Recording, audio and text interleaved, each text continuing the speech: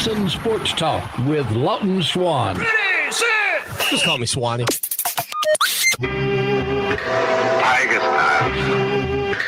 Tiger style.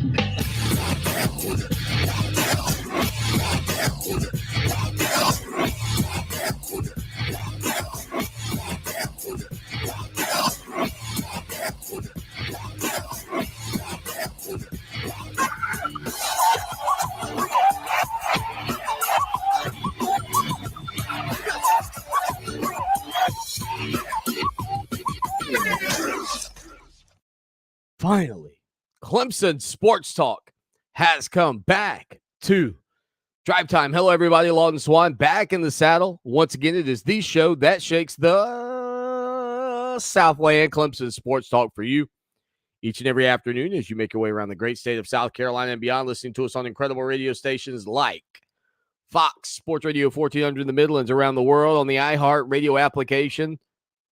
Well, I don't know if there's a better way to say it than this.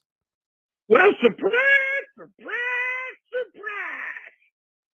The Clemson Tiger men's basketball team comes away with a victory over the Wake Forest Demon Deacons, 80-69. Clemson closing the game out after the Demon Deacons narrowed things. The Deeks had a couple of star players out as well. Clemson, of course, without Hunter Tyson and P.J. Hall, who sat this one out. But the backcourt for Clemson, Chase Hunter, Al-Amir Dawes, and Nick Honor combined for 53 of Clemson's 80 points. Chase Hunter tallied a career-high 21 points on 10 of 12 shooting from the field. Dawes got you 19, dished out a team-high 4 assists. Honor scored 13, and Clemson wins the game. Now, you go back to what we talked about yesterday. During this 6-game losing streak, what Clemson has not had is a consistent ball game where Dawes and or Nick Honor both play well. Dawes played well in 5 out of the 6 games in that streak. Honor played well in 1. And ironically, it was not, none of those games, as we said yesterday, correlated. Last night, though, it came together. Why do I feel confident about this victory for Clemson? I think in some respects, it will help build some continuity for this backcourt moving into the latter stages of the season. Do I feel great about it? No, I don't. Going on the road in the ACC anytime is tough. Saturday, they'll take on Boston College on the road in Chestnut Hill.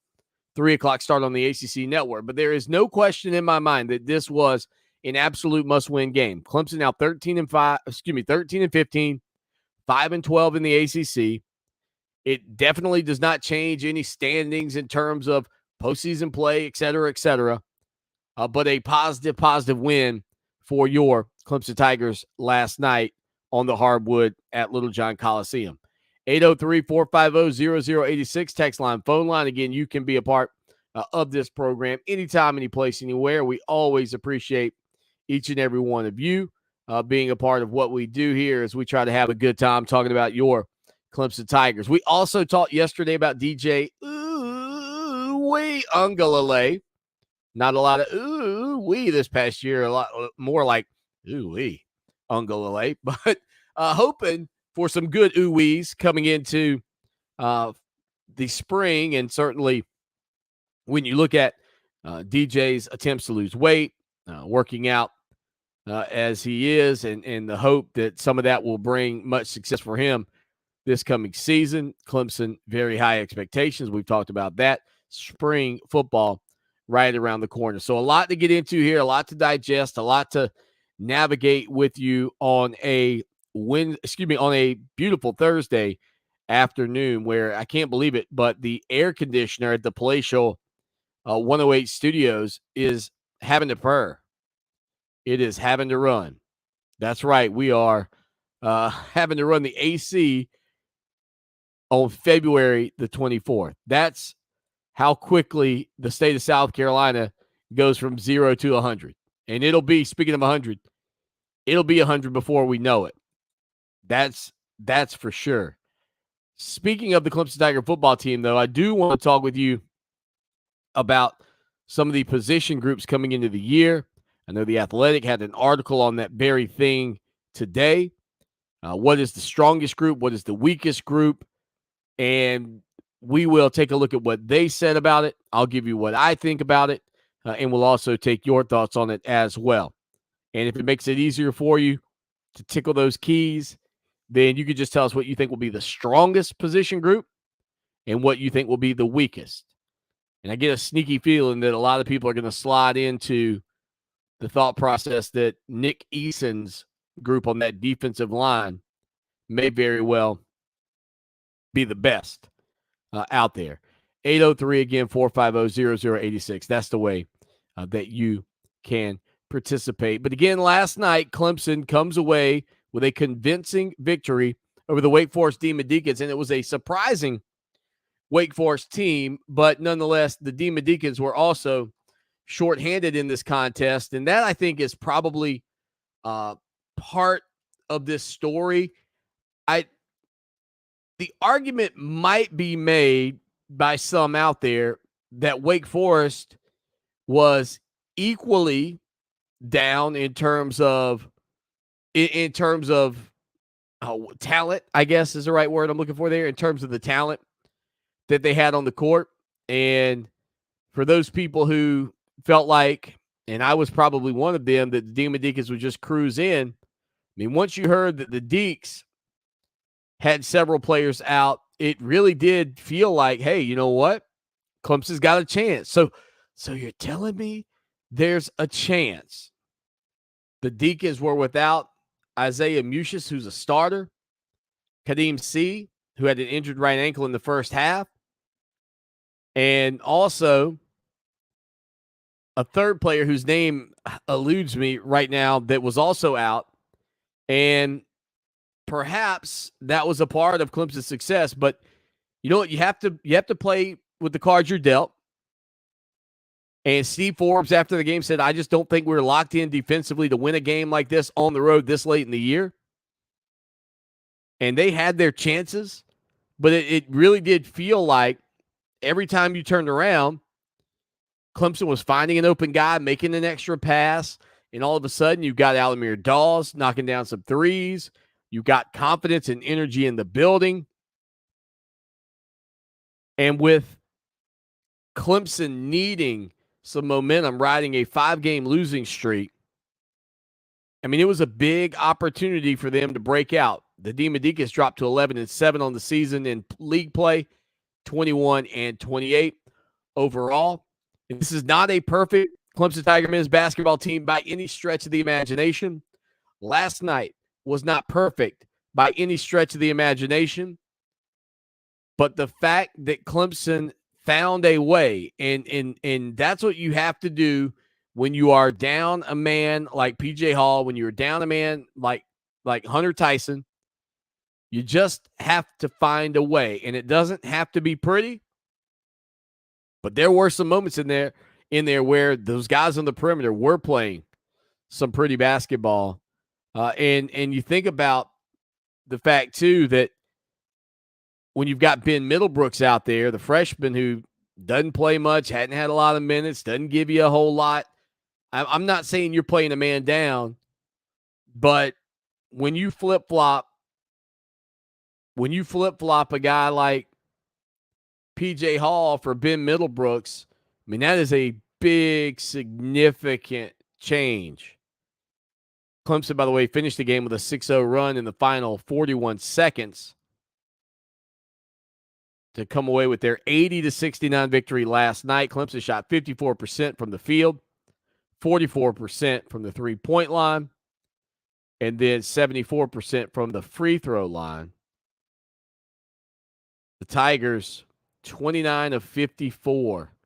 Again, pretty decent shooting performance given the fact that your star in the middle and the guy who you've been able to count on to be very consistent this season was out. Again, we mentioned Chase Hunter, 10 of 12, 1 of 2 from downtown. Nick Honor was 5 of 7, 2 of 3 from downtown. And Alamir Dawes was 5 of 11, 3 of 8 from downtown. But it just felt like every time that Wake Forest would chip the score down every time the Demon Deacons would get the game close in the second half, there was an Alamir Dawes three-pointer. And boy, what a blessing those three-pointers became in the final 8-10 minutes of that ball game. Just to be able to extend the lead right when the Demon Deacons narrow it down was huge. At one point, it was 48-47. The Deeks were down 1 with 11:40 left. Just a few seconds later, on a fast break, Dawes with a three-pointer. Next trip down the floor, or a couple of trips, I guess I should say a few trips down the floor later, another three-pointer from Dawes. So you take a 1-point game up to a 7-point game pretty quickly. Then you follow that up with a 9-0 run with a Shiflin layup, and now you've extended that lead. Now you're up. Now you're actually up by what, 9 points or whatever it was at the time. The Demon Deacons again narrow it down. 70-67 with 1:27. There's Dawes with a quick layup. Dawes knocking down his free throws at the end to keep the Demon Deacons at bay.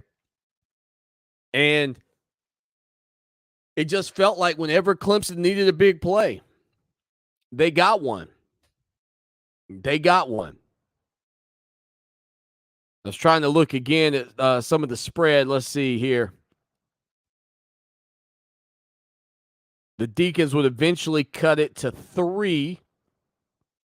Yeah, that was as close as they got it back to 3 with 1:27 left. And then you had Dawes quickly with a layup to give you a 5-point lead. Play good defense, get the ball back, couple of free throws. Now it's 7, and you just keep working away at it. And that's the thing that Clemson was able to do over and over and over, time and time again. Anytime the Deacons trimmed it, they trimmed it back to 1 with 16:40 left. Chase Hunter with a layup. They trim it back to 1 with 14:04 left. Chase Hunter with a layup. Every time they got it back to 1 in the second half, Clemson answered. Clemson never relinquished the lead in the second half of action. They came in leading 36-33 at the break, and they allowed the Demon Deacons to trim it back to 1. Looks like, let's see, 1, 2, 3 times, maybe 4 times in the second half, and then boom, they answered. Again, minus P.J. Hall. I think the question becomes, if and when P.J. Hall comes back, if and when Hunter Tyson comes back, can this team, in the final few games of the season plus the ACC tournament, can they be better than expected simply by having built some confidence in the guards and then having that combo package of sort of an inside-out game? I mean, I don't know if it's plausible to think that they could close out the season well, because they haven't been consistent enough this year to make anybody go, yep, I think they could be consistent over a stretch of ball games. But I don't think there's any denying the fact that minus P.J. Hall, minus Hunter Tyson, that team, they talk about Clemson grit. They showed it last night. They don't always show it. There have been plenty of absences of Clemson grit, for sure. But that was a gutsy, gritty performance, albeit at home, albeit against a team that was also down several stars. But you found the way, a way to win the ball game. And that is not something that has been a staple of this Clemson basketball team in 2022. If anything, they have found ways to lose ball games this year. And that, I think, for Tiger basketball fans has been a part of the painstaking process of following this team. And in years past, I have compared the South Carolina Gamecock football team to Charlie Brown and Lucy with the football. Right when you think, oh, this is the one, this is the year, Lucy pulls the ball out from underneath your foot. Basketball in Clemson, in my mind, is much the same. In so many respects, you play in a league in the ACC that currently does not reflect what this league was for so many years. But you play in a league where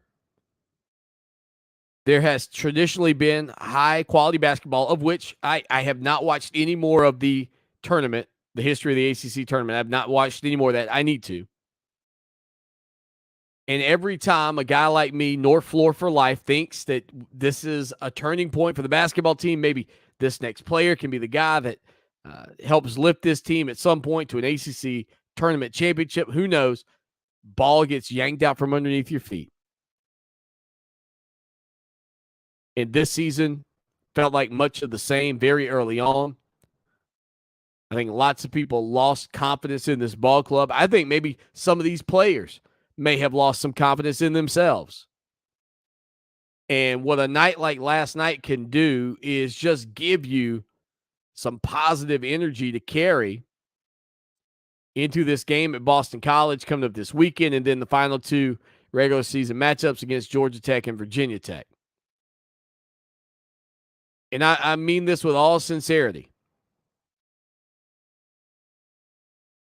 Getting somehow to 8 wins with this team this year, given that it wasn't long ago we were thinking, could they get to 5? That would say a lot about this ball club, but they might have that potential in front of them just looking at the teams that remain. I mean, these aren't exactly the top dogs of the Atlantic Coast Conference that you've got left to beat. And I think when Clemson looks back on this year, they're going to see a lot of meat left on the bone. They're going to feel like they left a lot of opportunities out there, including, I think, that 9-point loss to Louisville over the weekend. Like, I know you're going to look at the Duke game and the North Carolina game and some other games in the regular season at the beginning of the year. But even minus P.J. Hall in the first minute, losing by 9 at Louisville, a team that was riding a 7-game losing streak.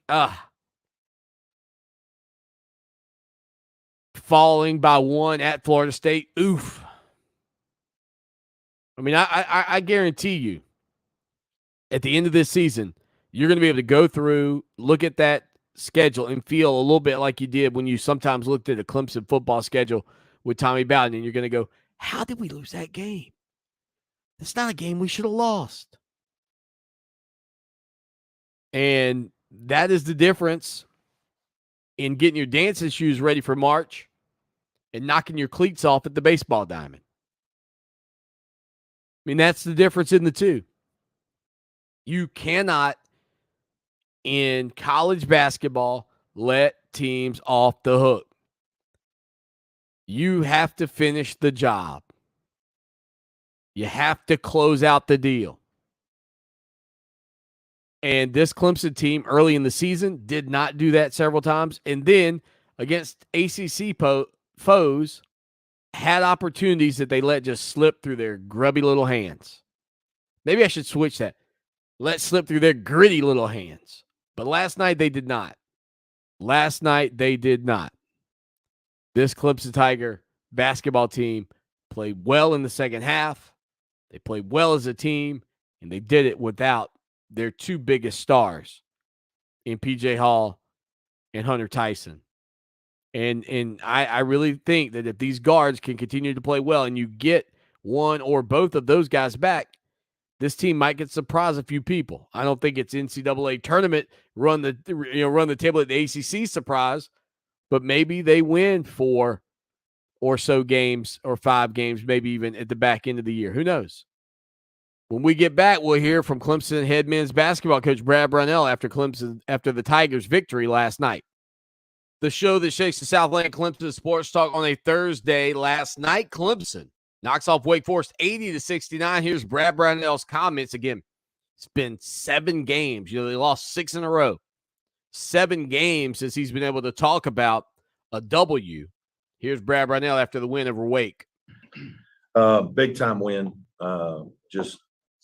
Thought our kids have been battling and fighting here for a while. We haven't had much luck.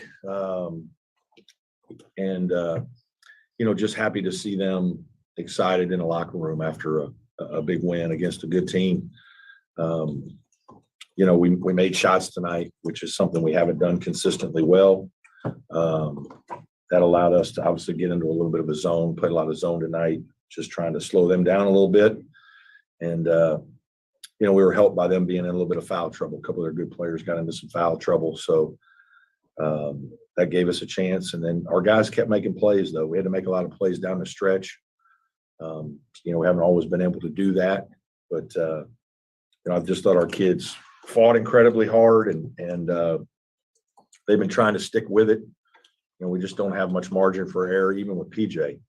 And then obviously playing without he and Hunter tonight was, challenging in some ways, but great opportunity for my young guys. And I thought those guys competed really hard. And, we found a way to win a fun game. Brad Brownell again following Clemson's 11-point victory last night. He was asked about keeping the guys locked in. Obviously, it's been a strange season and losing players and not having maybe things go the way they would have liked. And here's what he had to say about keeping the guys focused. It's been fine. Our guys have hung in there pretty good. I mean, that's, as a coach, that's, you're constantly trying to message, as much of coaching is your X's and O's are really important, but, where's your team's spirit? How do you keep their spirit up? How do you keep their morale up? How do you keep, guys who aren't making shots, not playing well? Maybe guys are going in and out of the lineup. Some guys are having bad luck. Some guys are battling injuries. I mean, David Collins has been playing all year with a thumb that's bothering him and a thigh that's, periodically bothering. He didn't practice, and I didn't know if he was going to play today. I mean, he really barely even did much in shoot around this morning. So you could see him limping. And so you're kind of always, it's not just the losing, it's where our guys are individually and different things. I think as a staff, we've done a really good job of trying to keep our guys' spirits up and find reasons to believe and keep coaching and teaching. I talk a lot about we're going to try to keep teaching these guys. And, I think I surprised my guys after the Louisville game in the locker room. I got after them just a little bit about, hey, even though we didn't have PJ, we can win this game, and we should not feel like, hey, we did a good job. We fought them and hung in there and had a chance with 3 minutes to go. And we're going to try to win. And you guys are got to make more plays. We got to make more shots. We're going to be better defensively. Got to be tougher. And then we had a film session, 7:30 in the morning on Monday to watch a bunch of clips of the Louisville game and learn from it, and try to set the tone for the week. And our guys responded. So I'm just proud of them. PJ and Hunter trying on the side to encourage and help. But at the end of the day, it's still about guys making plays. And tonight we made a lot of plays. You said David was a finger also? He has a thumb that's been bothering all year. Brownell was also asked about Alamir Dawes and Chase Hunter and Nick Honor and the way the backcourt played and whether or not, that was the thing he was most proud of. Yeah, I think as they were, mounting a charge, which we knew they would, to be able to just sustain. And you got to make some plays. You got to make free throws. We called a couple good plays and got a couple good baskets, good shots for our guys. But then there's also a couple times when our guys just jumped up and made a play. Like Chase's 3 was him making a play. That was a player making a play. It wasn't a coach getting him a wide open shot. We got him a layup on a play out of a timeout that was us getting him a layup. But at the end of the day, in games like that, you're going to have to move the ball and guys are going to have to go make plays. And, to be a good team, you got to have multiple guys doing that. And we kind of just haven't been able to find that this year on offense. And then sometimes our frustration offensively has affected our defense. And, our defense isn't as good. We're not able to do some of the things we normally would do if PJ was 100% healthy and could guard a different way. But so we've kind of had to piece it together all year. And at times it's been okay. And at times it's been a struggle. And, but tonight was one of those nights where our guys just kept trying to make a good play. And I thought we shared the ball. What do we have, 18 assists? Is that right? And we did a really good job, 18 assists. So we really just kept playing together and moving it, and we were rewarded for it. Again, last night, Clemson 80-69 victory over Wake Forest. One of the things the Tigers did switch up, they played a lot of zone defense, which has been unusual for this ball club this year, and certainly for Wake Forest, probably didn't have much of it on tape. And here's why Brad Brownell at least thought that they could have some success doing that, and why it was important to do that without P.J. Hall in the lineup. Yeah, just a little bit of injuries and foul trouble, concern of foul trouble, and we almost fouled out at the end of the game. We're running out of guys. It's like we only got 3 big guys, and if you consider Nas big. So a little bit of trying to help with that, and a little bit of, slow the game down just a little bit. We didn't know if we didn't think we could guard these guys for 40 minutes man to man. We just thought it would be too hard. We've worn down. We're kind of a worn down team. And so we worked on a zone for 2 days, and, it's something we've messed around with, but this was a little bit different than what we've been playing. And Brownell was also asked about the play of freshman center Ben Middlebrooks and the job he did defensively. Good. I thought he's played well both games defensively. That's where he is right now as a player. His defense is improving. To be honest, he was just okay earlier in the year because he didn't know much, and that's part of it. And there's, I think now he's getting more opportunity, right? Whether he's ready or not. And sometimes he's ready, and some plays, are still hard for him, but great spirit. It was a great rebound at the end of the game where he ran one down. He's a physical guy. He's a tough guy. He wants to learn. He wants to be coached. He's been really good. I'm proud of him. It's not easy to hang in there and fight and get a bunch of DNPs, but that's normal for a lot of young guys. And then when you get one, man, just give it, let it hang out. And I thought he's done that the last 2 games. And physically, he's holding up, which, that's why we recruited him. We'll bounce to a quick break and come back and hear a little bit more from Brad Brownell plus Chase Hunter and Alamir Dawes.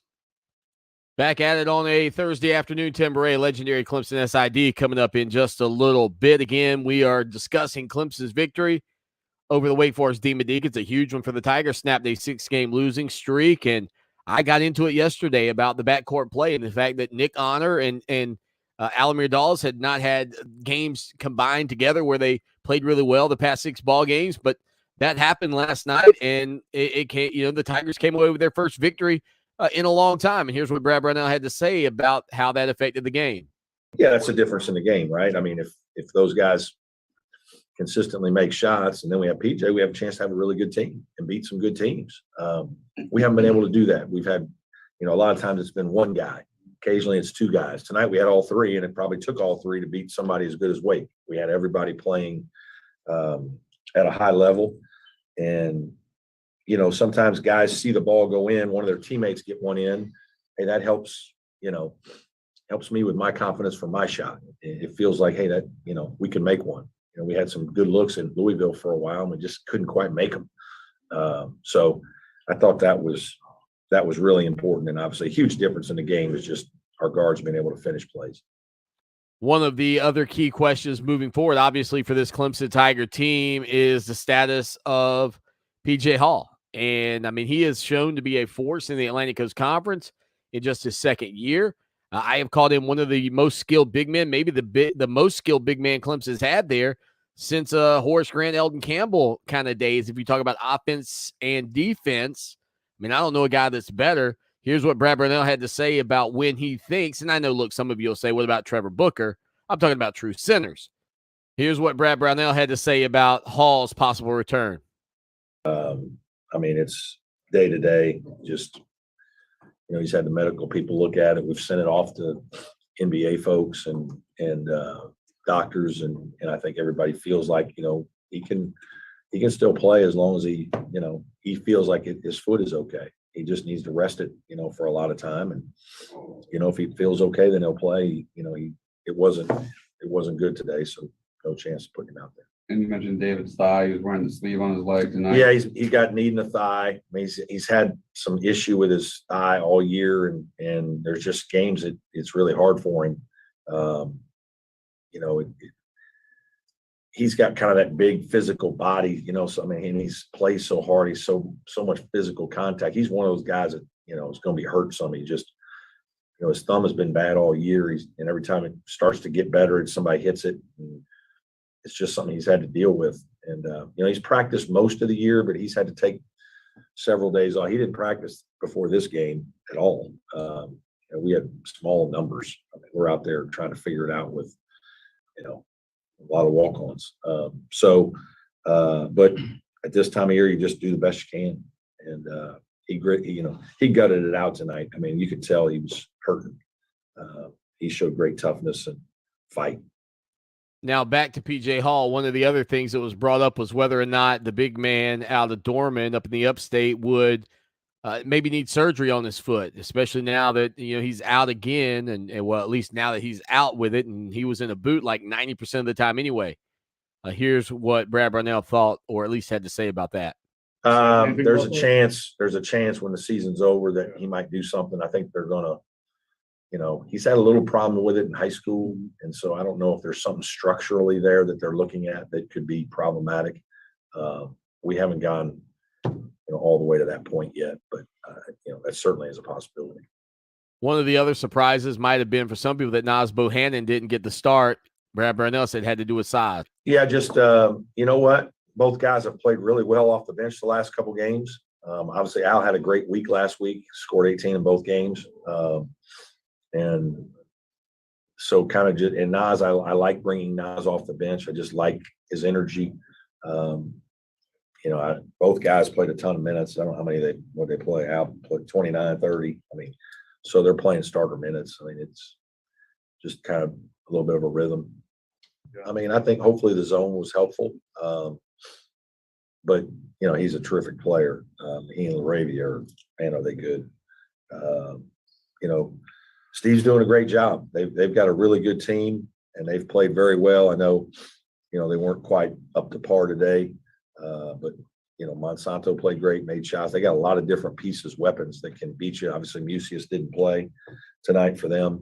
But obviously Monsanto got a lot of those reps and had a big game. So, but he's done a really good job with a good group. And it was a good win for the Clemson Tigers. Now, a couple of those ball players who had a hand in it, Chase Hunter and Alamir Dawes, two of the biggest hands in the ball game. 10 of 12 shooting for Chase Hunter last night, 21 points. Alamir Dawes getting 19. Those two guys alone combined for 40. You add the 13 from Nick Honor. That's your 53 from the backcourt as Clemson gets ready to take on the Boston College Eagles on the road in Chestnut Hill. Here's some of what Chase Hunter and Alamir Dawes had to say after Clemson's victory over Wake Forest. First, Alamir Dawes was asked about the mentality of the team coming into this ball game.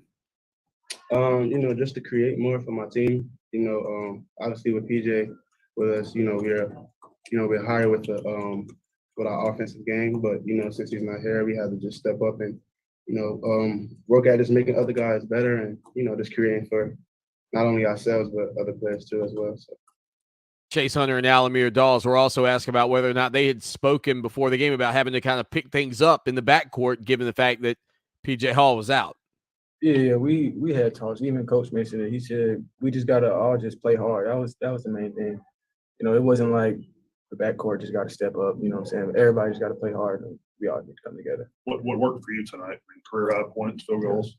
I just got going early and just stayed confident. Attacking the basket more instead of settling for shots. So yeah, that's about it. Alamir Dawes was also asked about starting 0 for 5, but then sticking with it and finally getting hot late in the ball game. You're gonna have games like that where in a drought in the first half. So, but to me, I just stayed with it. Never put my head down about it, and just kept shooting. I know I can shoot the ball. I work at it all the time. So just sticking to it and not giving up. So there you go, Clemson An 11-point win last night, a surprising 11-point win, I think, for a lot of people. 80-69 over the Wake Forest Demon Deacons. 803-450-0086. Text line, phone line. Give us your thoughts on Clemson's victory last night as we roll along here on a warm, yes, warm. I got the AC rolling. A warm Thursday afternoon. Stay with us. Don't forget, coming up in just a little bit, we'll be hanging out with our good buddy, legendary Clemson SID, Tim Beret, who's here every week. One of my favorite segments as we dive into the archives, dive into the golden years at times for the Clemson Tigers. And some might say, well, now, Swanee are the golden years. Yes, I agree. And I'm sure we'll look back on these fondly. But I love getting the old stories of Frank Howard and P. Heb Walker up at Wake Forest. I like getting the stories of Rick Barnes during his time at the ACC, some of the legendary players like Greg Buckner, Eldon Campbell, Dale Davis, Cliff Ellis, the former Clemson men's basketball coach, Danny Ford, Jim Stuckey. Like I William the Refrigerator Perry. Like I still like going back into that era as well. It's just so much fun to hear those stories. And you know that when Tim Beret comes in, you're gonna get a tidbit that you did not know prior to joining us here on the program. 803-450-0086 plus we'll get him to weigh in on Clemson's victory last night. And speak of the devil, ain't that the way it works? Just got a text message from Tim Beret. Can't be on the day. He is working the Honda Classic and doing the Arnold Palmer Invitational next week. So Tim won't be with us for 2 weeks in a row. Aw. Oh, gee, what are you going to do, Swanee? I don't know. We'll get through it. Struggling to say Arnold Palmer, that name is a tongue twister, folks. Not lying to you. That is an absolute tongue twister. Arnold Palmer. If you had to say Arnold Palmer 10 times over and over, I don't know you could do it. 803-450-0086. Again, I'll tell you what we'll do.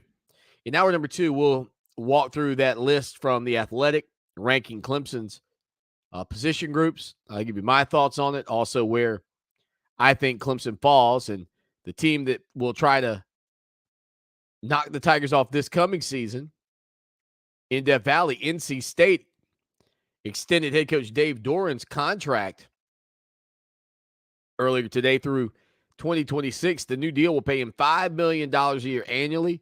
That's up from $3.5 million a year. And all 10 assistants with the Wolfpack got new contracts as well, according to Andrea Adelson from ESPN. Now, the Wolfpack, if you think about the direct threat to Clemson in the Atlantic Division at this point, more so than Florida State for sure, certainly feel like the most likely culprit. And whether or not they can put it together this year at Clemson, I think is going to be a more difficult task than some people might initially think. And most notably, because Clemson fans, first off, know what's on the line in that game. But number two, Dabo Swinney and that team getting stung by the Wolfpack last year will not in any way, shape, or form come in ill-prepared or lacking focus on this NC State ball club. And that is a huge positive for Clemson. Now, the Wolfpack do get Devin Leary back at quarterback. I think much like a year ago with Sam Howell, the thought process is going to be in this league that when you've got a returning starter, when you've got a player who's certainly going to have an opportunity to play in the NFL. Leary, who, again, even as what will be a redshirt junior, is in his 5th season. He's a class of 2018 kid. Threw for 3,433 yards a year ago with 35 touchdowns during the regular season, offset by just 5 interceptions. He was redshirted back in 2018, split time as a starter in 2019, had a season-ending injury against Duke in 2020, and then this past season took over. And so even though still young in class rank, he is absolutely not young in experience and understanding of the offense. And that will be, I don't think there is any doubt that if you talk about how NC State beats Clemson in Death Valley, it will come down to Leary's play at quarterback. You have to protect the football. We're going to be looking at Clemson's position groups coming up in just a little bit. And that defensive front is going to be influential for the Tigers. But now you know for the foreseeable future, because of this contract extension, you're going to be dealing with Dave Doran, who I know ever since the laptop issue, how many years ago was that? Was that like 2016? NC State and laptop in Clemson. I throw this in my Google machine. What year was that? 2017, I guess? In the following year, the 2017. In the following year, Clemson had a laptop as one of the signs, that you signal in the plays. Remember, it was on the little board, the placard or whatever you call it. Had a laptop on it during that game against NC State, a big one as well. 803-450-0086, text line, phone line. Get be a part of the program anytime, any place, anywhere. The Tigers and the Wolfpack set to face off in Death Valley Saturday, October the 1st. That'll be Clemson's 5th game of the season. We'll come back and talk about Clemson's position groups. I'll let you know how the Athletic had them ranked when we return here on the show that shakes the Southland, Clemson Sports Talk, on a Thursday afternoon. It's time for Clemson Sports Talk with Lawton Swan. Ready, set! Just call me Swanee. Tiger style. Tiger style.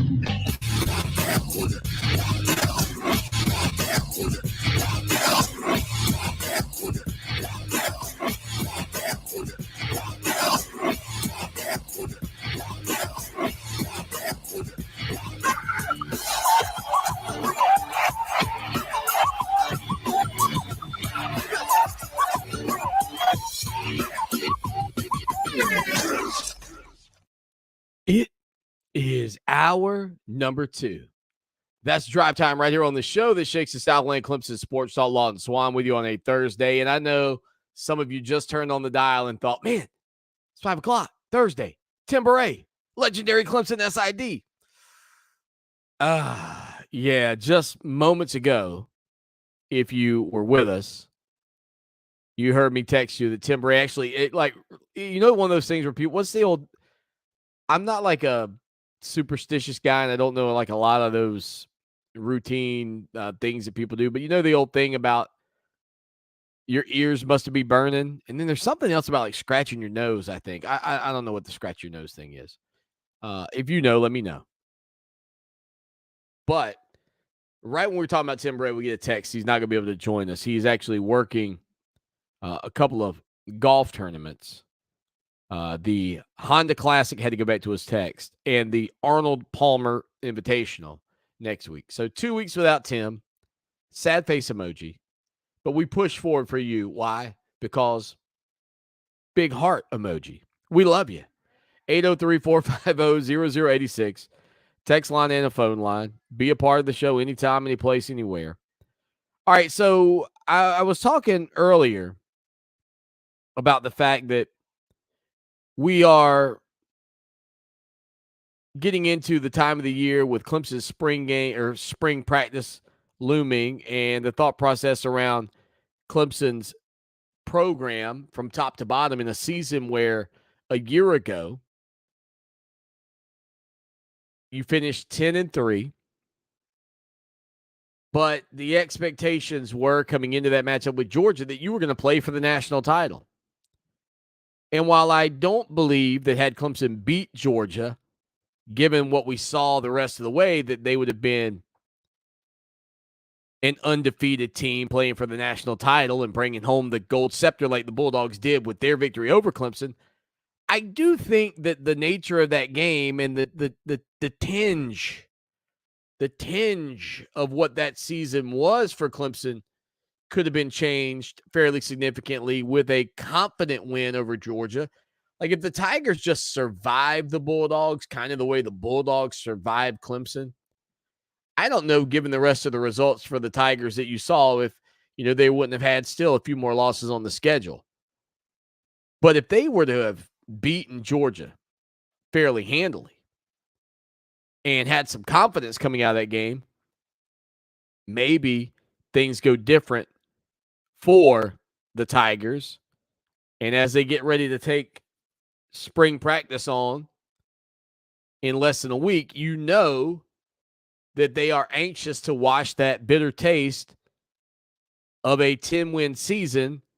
Again, 11 10-win seasons in a row. It's tough to call it bad, but it's also hard not to project the frustration that would exist after you become accustomed to being invited to the big dance, to the college football playoff. I mean, this is essentially like not getting invited to your best friend's birthday. Like, what do you mean? I've been going to this party for years. What do you mean I'm not invited? You just didn't qualify. What? I didn't know there was even a qualification. But in football, there is. And now Clemson, for the first time since 2015, will enter the season off of the heels of a year with 3 losses. Dabo Swinney and the Tigers get back to practice on Wednesday, and The Athletic took a look at Clemson's position groups and ranked them from strongest to weakest heading into the spring. Now, there's a couple of things that you've got to understand, and I think it's a wash either way. If you wanted to go, you think the running backs are a stronger group than the defensive line. I mean, the running back room is essentially 3 strong deep, and the defensive line is essentially 8, maybe 9, 10 strong. But 4 of those defensive linemen are playing every play, and typically only one of those running backs. So depth in those 2 circumstances, in those 2 instances, in my opinion, are sort of a wash. So then we have to come down to, what do you know? Now, Brian Brzee, we've seen some film of him getting back out working, starting to run a little bit after his ACL tear. Tyler Davis, boy, that guy, what he went through a year ago playing with like a torn pectoral muscle or it was a torn bicep. And so playing through injuries, Xavier Thomas returning, all that, you really do come down to a couple of things. Do you buy into the talent level across the board versus the talent level at running back? And if you do that, you're talking about some 5-star studs, number 1 player in the country coming out of high school in Brian Brzee, 5-star Xavier Thomas, high 4-star Tyler Davis, 5-star Miles Murphy. Like, you really start to dig a little deeper on that defensive front. And it's not just talent, it's depth of talent. KJ Henry's a former 5-star. And that, to me, probably outweighs a 5-star Will Shipley and a couple of 4-stars in Pace and Phil Maffa. Now, if that running back room had maybe one more 5-star kid, then you might lean in on it as being the top group. But I tend to agree that Clemson's strongest, deepest, and most talented group is the defensive line. The running backs do check in at number 2, but I could make an argument that if DJ had a great season a year ago and not a season that left you wondering what this year could look like, if DJ had played to the expectation of being maybe the top quarterback in the country, whatever you thought of him prior to the season, if he had been that, I think there may not only have been a debate that the quarterback room would be number 2 right now with a 5-star in Cade Klubnik on campus, a former 5-star Hunter Johnson back on campus, a 5-star DJ Uiagalelei, There's an argument to be made because you've got 2 unknowns outside of DJ in Klubnik and Johnson, both former 5-stars, and DJ, a former 5-star, who you kind of have something, you kind of know. If DJ had been phenomenal a year ago, then you might lean that quarterback room might not only be the second best group, maybe you could make the argument it's the best group. But given the questions, I tend to think that it's further down the list until DJ or Cade or whoever answers the bell. Now, the next 2 groups up, according to The Athletic, the linebacking core, and I am cuckoo for Cocoa Puffs about Trenton Simpson. I mean, I think he has a chance to be a star at the next level. Barrett Carter shown some moments this past year. I like Jeremiah Trotter. I love Levante Bentley, a big thumper for Clemson in the middle. Obviously, things shouldn't change too much with Wes Goodwin coaching the linebacker group, but I don't think you can also dismiss the fact that there is a change at the top in one game. Much like one brick does not build a house. You got to see more, I think, out of this Clemson defense, minus Brent Venables. But then behind them is that strong secondary led by the safeties with Andrew Makuba, who I think has been an incredibly talented surprise for a lot of people. And then also what Clemson's got to do to find that corner who will replace Andrew Booth and be a lockdown guy. And then ultimately, on the other side, who's going to replace Mario Goodrich, who surprised a lot of people with the type season that he had. Now, Fred Davis, Nate Wiggins, Sheridan Jones. 3 names to know, 3 names I think that can play very well. The other guy is a freshman, Jaden Lucas, out of the Upstate. You may have seen the interceptions that he racked up during the high school All-Star game that he played in. I think Lucas, a 5-star kid, could very well end up breaking in and getting some opportunities this year. But if you ask me, linebackers versus secondary, if that's the 2 I got to rank, I kind of lean in on the secondary. I really do. So for me, again, I think I'd still have it. D-line, running backs, secondary, linebackers. Then for me, I probably go wideouts. I know a year ago, some questions.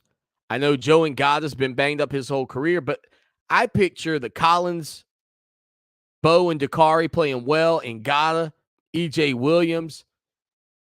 I mean, I really think this group with just those 4 guys have a chance to have a really good season. And I would probably put wideouts next on the list, just ahead of quarterbacks.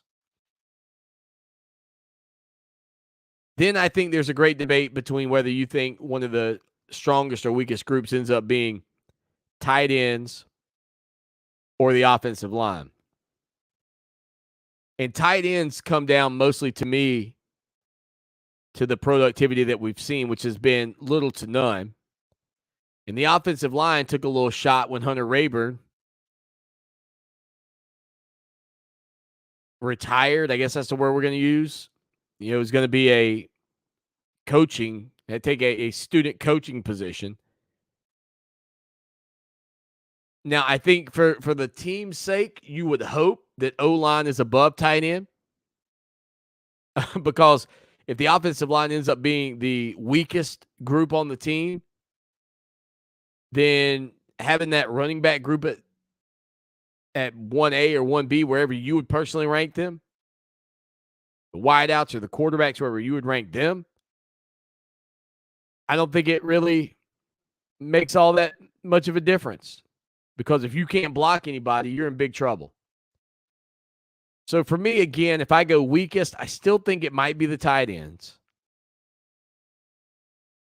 Followed by the offensive line. Followed by, at this point, I think quarterbacks, which I said earlier, has a chance, given the talent. If DJ plays well, if Cade Klubnik looks the part, you know, I think you could put them in the top 3.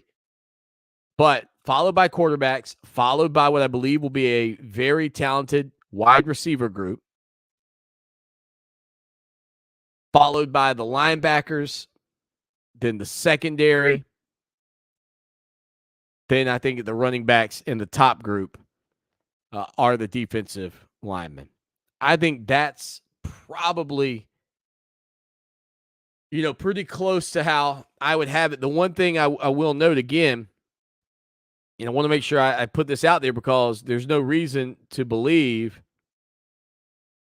there's no reason not to believe, I should say, that DJ and company, you know, that DJ couldn't just shock the world. Again, I mentioned some positive reasons why, given the fact that he, of course, is trying to lose some weight.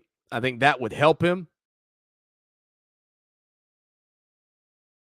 But if he does, could that additional speed give him confidence because all of a sudden he feels like kind of like what Brad Brownell was talking about earlier I think it was Brad Brownell.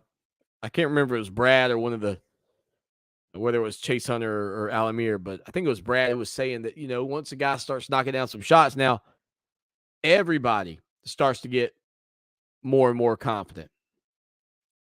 And so if that is the case, where DJ doesn't feel the same level of pressure, starts to build some confidence, then all of a sudden, maybe that quarterback group's a little bit higher up on your list. Again, top group, I think D-line, much like that 2018 team, this team's going to be anchored by the D-line. That should enhance the defensive back play, which I currently have third. And I think that helps the defensive backs even more than it helps the linebackers.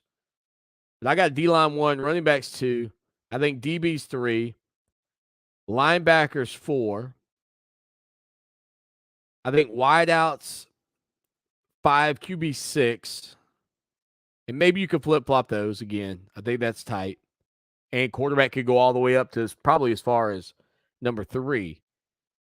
And then the last 2 will be tight end. And I think, offensive line at 7, tight end at 8. Sorry about that. So I think that's probably, you know, something like that. And again, tight end's going to be affected by quarterback play.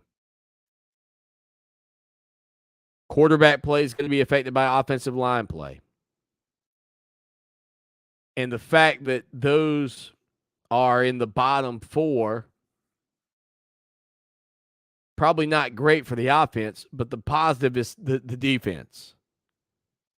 Offensive line will be key as well, though. No doubt about it. So it's an interesting list.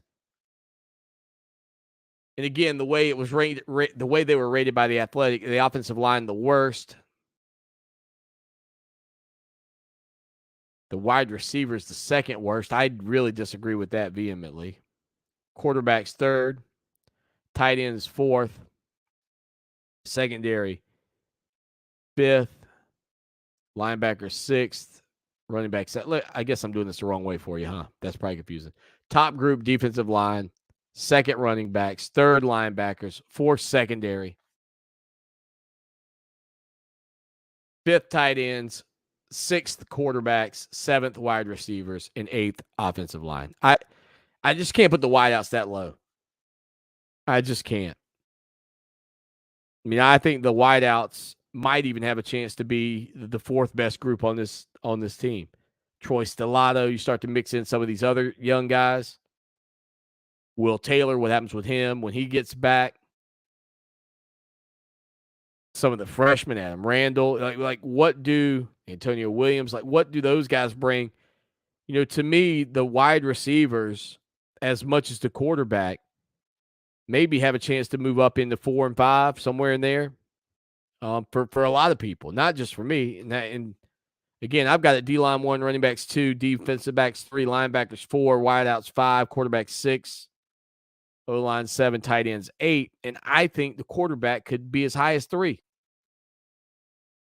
got to play like it. Got to play like it. Again, I apologize for trying to read those in reverse. I don't think that helps you keep in your mind's eye the correct order. 803-450-0086. 803-450-0086. Some news on the front of announcers. You know, how let me ask you, when you're watching the game, how invaluable is the voice to you? Maybe not even the play-by-play man, maybe the color guy. How valuable is the voice? I watched that John Madden special, the All Madden, and it's amazing that came out just before he died, like the weekend before he died, that debuted.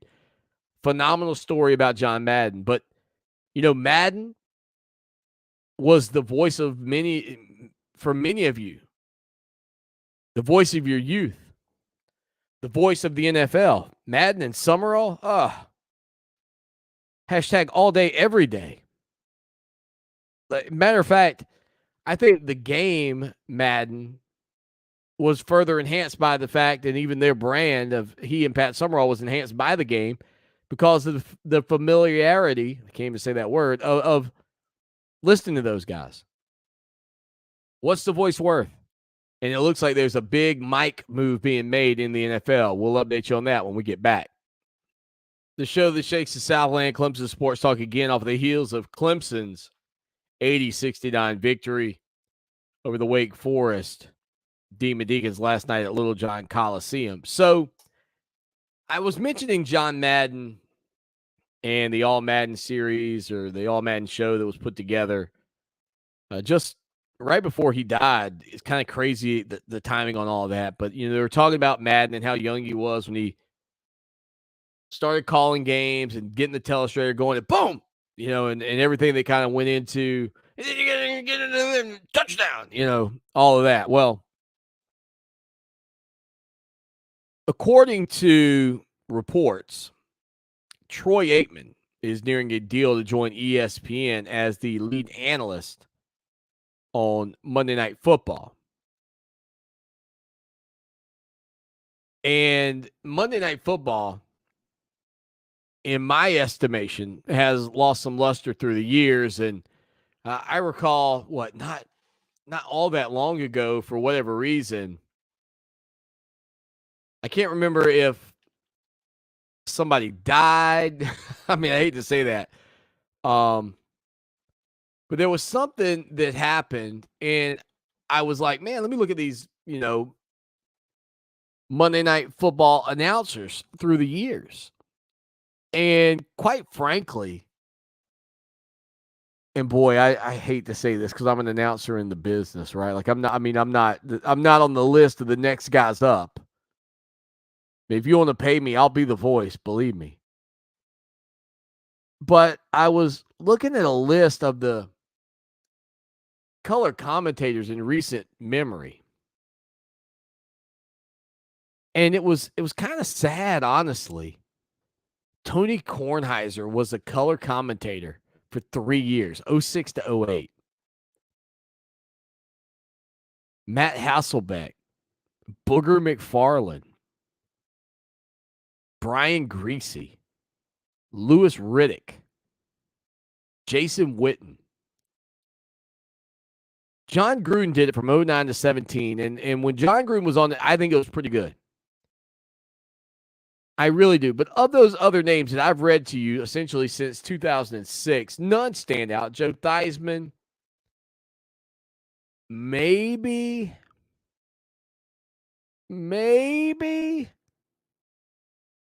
I mean, certainly you go back to This Is How It Goes Sound from 1970 to 1983. Great times. And they had a good package. You had Frank Gifford there. Keith Jackson was on the call at the time. I mean, there was a good group of individuals there. But honest to goodness, for years, I don't think it's been all that great in terms of who they've had on the call. And that product to me, partly because it seems so late at night, has really dropped. Not to mention Mike Tirico, who I liked, unquestionably one of the best recently. Sean McDonough, I like him on the call, but he only did it for a couple of years. But Joe Testator, I could do without. Steve Levy, no way on the call. I mean, there's also been a drop-off in terms of the play-by-play guy. I liked Al Michaels.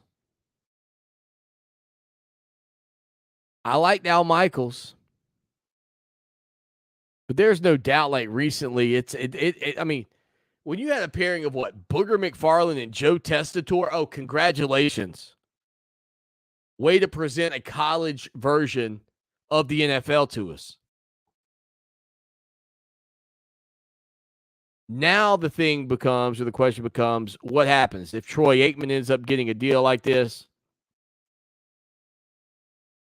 Aikman previously confirmed that he was in conversations with Amazon to join their streaming version of Thursday Night Football. There's a possibility that Aikman could get a huge contract. And maybe the coup of coups would be the possibility that Troy Aikman would end up on the Monday Night Football set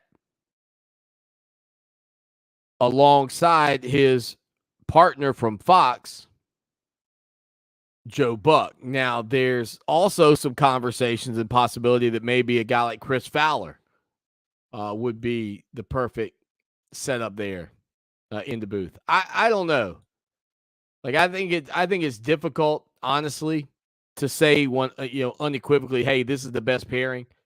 I think there's something to Buck and Aikman. You've heard them for years together. The guy, though, I will say this. The guy that everybody's really seems to enjoy that I don't?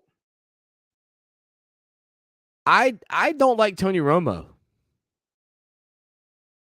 I don't enjoy listening to Tony Romo call games for whatever reason. I don't really know what it is. I don't know if he has a lack of storytelling. I don't necessarily really love Aikman either. I think that you're certainly going to pay a pretty penny for Aikman. But I'm not sure, just kind of thinking about it and kind of running these voices through my head as I talk with you guys, that I don't really just prefer who's the play-by-play man more than anything. I mean, I like the story that's told, not necessarily the thought process of what went into the story. I think I'm more of a play-by-play guy in terms of my preference. And even though Aikman and Romo and Madden and those guys kind of are the names that from the league, to me, maybe the more I think about it, Chris Fowler, though, in college football, I always say this. Herbstreit in college football, I love his insight, along with Fowler. I do love that. Both guys, they're perfect together. But what a deal that would be for Monday Night Football. I might actually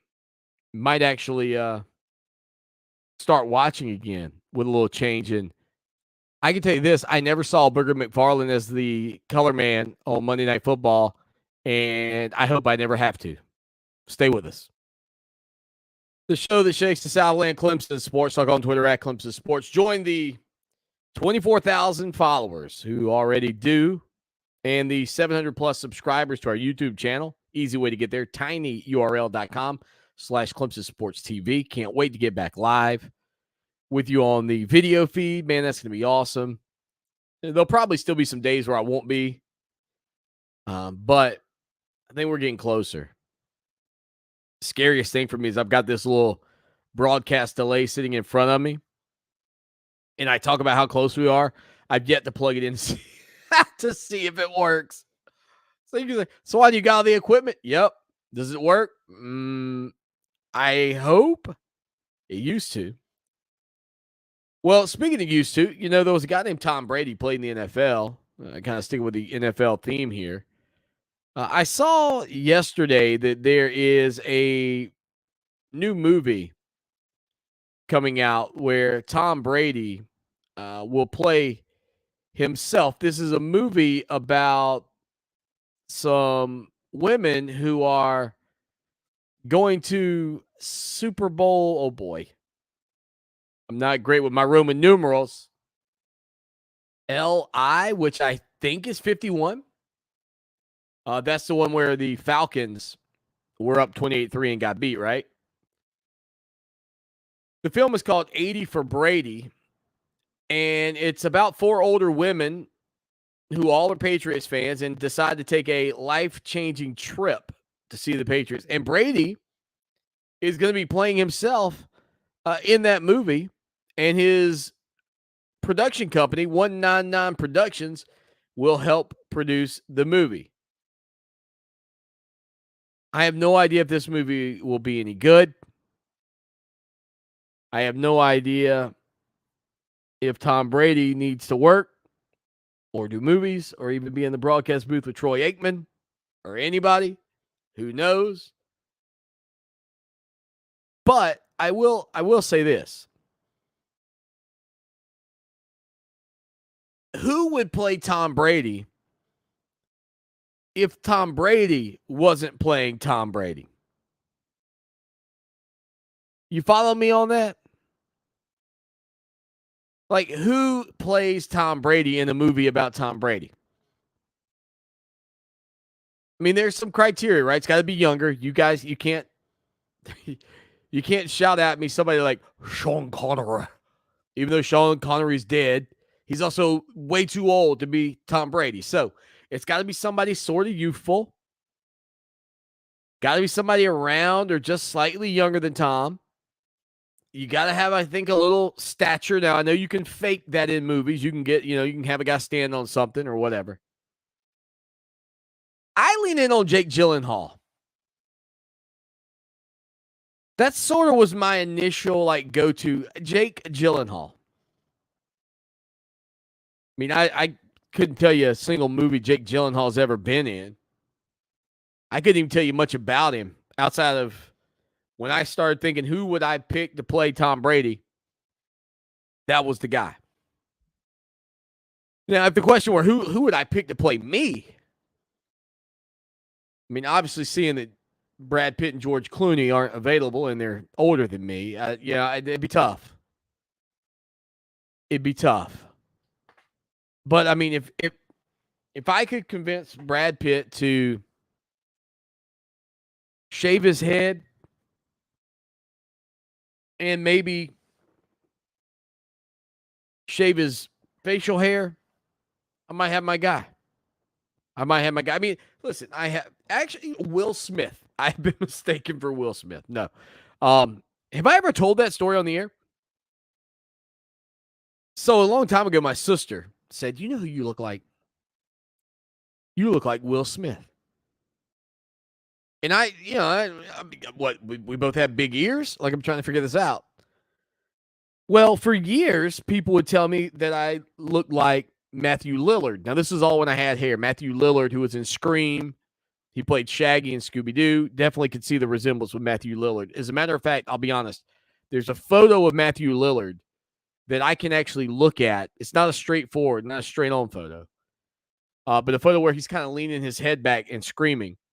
And I can actually trick myself into believing it's me. Like, I can look at that and go, that's me. It's the weirdest phenomenon. But I kid you not, one time, many years ago, Matthew Lillard went on The Daily Show. This is after the person told me they thought I looked like Will Smith. And you know what Jon Stewart told Matthew Lillard? He pulled up a picture of Will Smith and he said, I think you are like the white Will Smith.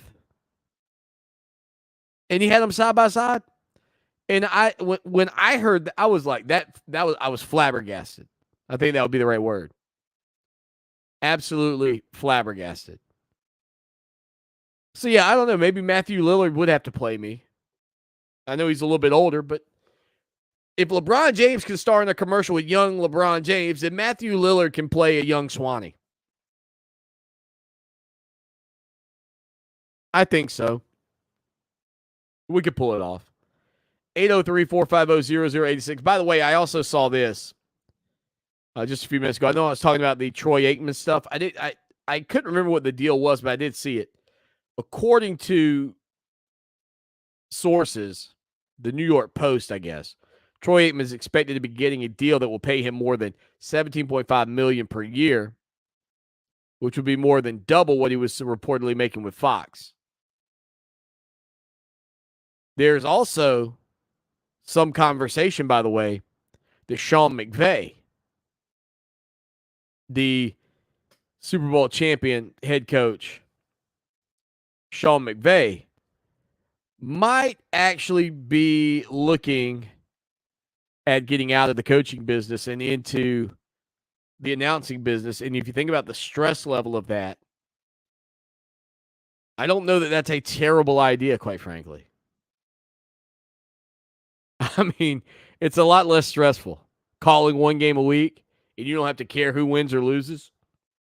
And then in 10 years, you can still be like 46 and go back to coaching if you want. Yeah, that sounds horrible.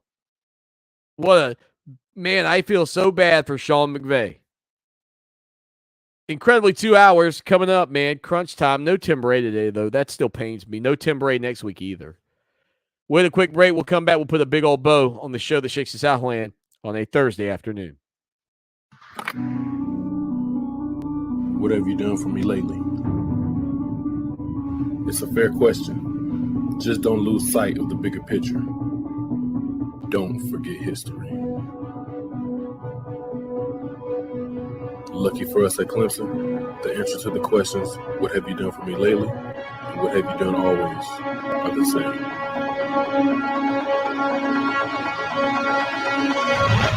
We win.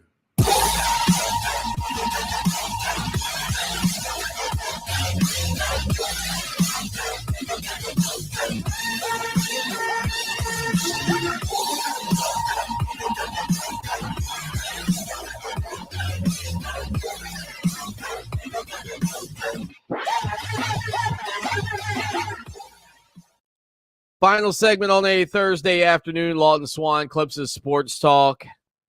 We've talked a little college basketball as the Clemson Tigers knocked off Wake Forest by 11 last night, 80-69. A little shocker, if you will. Clemson goes on the road to Boston College this weekend. We've talked a little NFL action, a little commentary action here. No Tim Brady. We ranked Clemson's position groups. Took a look at how the Athletic ranks. I've got the D-line 1, running backs 2. Again, that includes depth of talent more than anything else. And I think it's a tight battle there. Defensive backs, actually with the corners and the safeties that Clemson's got, I like them at 3rd. I think linebackers, that defense is going to be strong for the Tigers. Wideouts 5th. I might even be willing to lean in on moving the wideouts up to 4. Linebackers at 5th. But I think the wideouts have a chance to be a really special group for Clemson this year.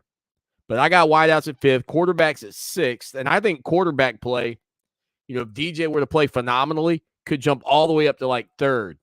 Then I got the O-line at seventh and the tight ends at eighth.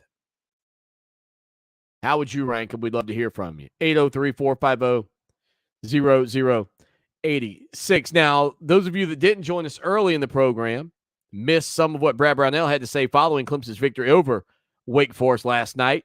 Here's Coach talking about a huge win for the Tigers minus P.J. Hall. Big time win. Thought our kids have been battling and fighting here for a while. We haven't had much luck. Just happy to see them excited in the locker room after a big win against a good team. We made shots tonight, which is something we haven't done consistently well. That allowed us to obviously get into a little bit of a zone, played a lot of zone tonight, just trying to slow them down a little bit. And, we were helped by them being in a little bit of foul trouble. A couple of their good players got into some foul trouble. So that gave us a chance. And then our guys kept making plays, though. We had to make a lot of plays down the stretch. We haven't always been able to do that. But, I just thought our kids fought incredibly hard and they've been trying to stick with it. We just don't have much margin for error, even with PJ. And then obviously playing without Ian Hunter tonight was, challenging in some ways, but great opportunity for my young guys. And I thought those guys competed really hard. And, we found a way to win a fun game. Brownell was also asked about how he kept the guys motivated during this tough stretch of games. It's been fine. Our guys have hung in there pretty good. I mean, that's, as a coach, that's, you're constantly trying to message, as much of coaching is your X's and O's are really important, but, where's your team spirit? How do you keep their spirit up? How do you keep their morale up? How do you keep, guys who aren't making shots, not playing well? Maybe guys are going in and out of the lineup. Some guys are having bad luck. Some guys are battling injuries. I mean, David Collins has been playing all year with a thumb that's bothering him and a thigh that's, periodically bothering. He didn't practice, and I didn't know if he was going to play today. I mean, he really barely even did much in shoot around this morning. So you could see him limping. And so you're kind of always, it's not just the losing, it's where our guys are individually and different things. I think as a staff, we've done a really good job of trying to keep our guys' spirits up and find reasons to believe and keep coaching and teaching. I talk a lot about we're going to try to keep teaching these guys. And, I think I surprised my guys after the Louisville game in the locker room. I got after them just a little bit about, hey, even though we didn't have PJ, we can win this game. And we should not feel like, hey, we did a good job. We fought them and hung in there and had a chance with 3 minutes to go. And, we're going to try to win. And, you guys are got to make more plays. We got to make more shots. We're going to be better defensively. Got to be tougher. And then we had a film session, 7:30 in the morning on Monday to watch a bunch of clips of the Louisville game and learn from it and try to, set the tone for the week. And our guys responded. So I'm just proud of them. PJ and Hunter trying on the side to encourage and help. But at the end of the day, it's still about guys making plays. And tonight we made a lot of plays. Brad Brownell was asked about the play of the backcourt, especially in key moments. Yeah, I think as they were, mounting a charge, which we knew they would, to be able to just sustain. And, you got to make some plays. You got to make free throws. We called a couple good plays and got a couple good baskets, good shots for our guys. But then there's also a couple times when our guys just jumped up and made a play. Like Chase's three was him making a play.